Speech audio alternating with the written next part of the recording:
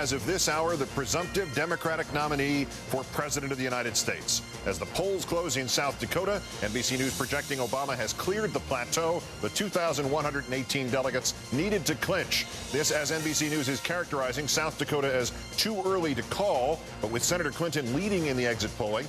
Yet between the 4.5 superdelegates declaring for Senator Obama at this hour and the minimum of 6 elected delegates he will get from South Dakota, the news again at this hour. Barack Obama is the presumptive Democratic nominee for President of the United States. At MSNBC and NBC News World Headquarters in New York, alongside Chris Matthews, I'm Keith Olbermann, and American history has met the 2008 presidential campaign.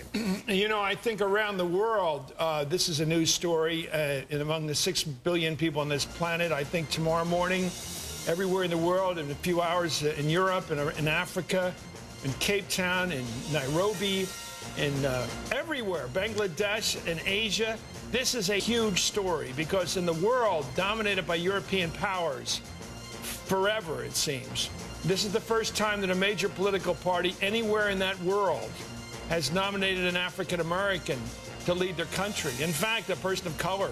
This is a unique, perhaps trend-setting change in our planet. This is a big story for everybody. There's kids, 15-year-old kids right now in Kenya waking up and reading the paper. They're excited. Barack Obama with a name like that, a familiar name in much of the world, but not here. They're saying something's up, and they're cheering. And even in the context of not just of the world of today, but of the world of the past, the country of the past 140 years, 145 years, of all the extraordinary turmoil in this nation about the issue of race.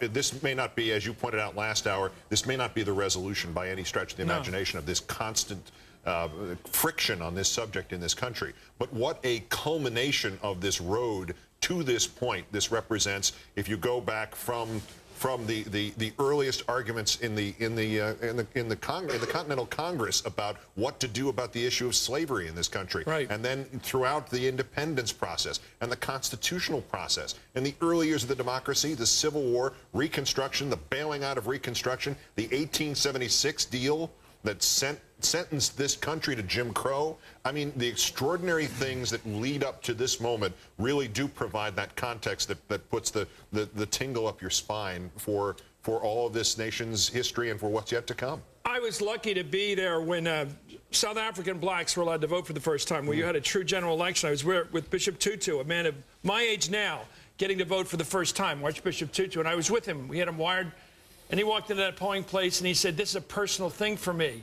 This isn't just my people. This is me. I get to be a grown-up. I get to be a citizen now. He said this about this, what was going to happen tonight, last week, for the Chicago Tribune.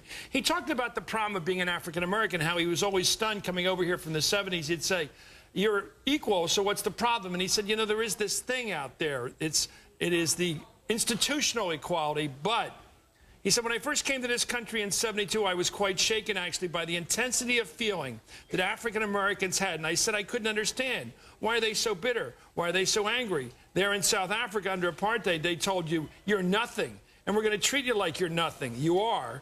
And don't ever hope to think you're going to have a chance of being treated differently. And here in America, he said he found this. People said, you're equal. The sky's the limit. But they kept bumping their heads against this thing that's stopping them from reaching out to the stars. And he said all this, and then he said this wonderful statement about our country and Barack Obama. This is Archbishop Tutu, who was one of the people who fought against apartheid. You've got all that going against you, and yet you produce Obama.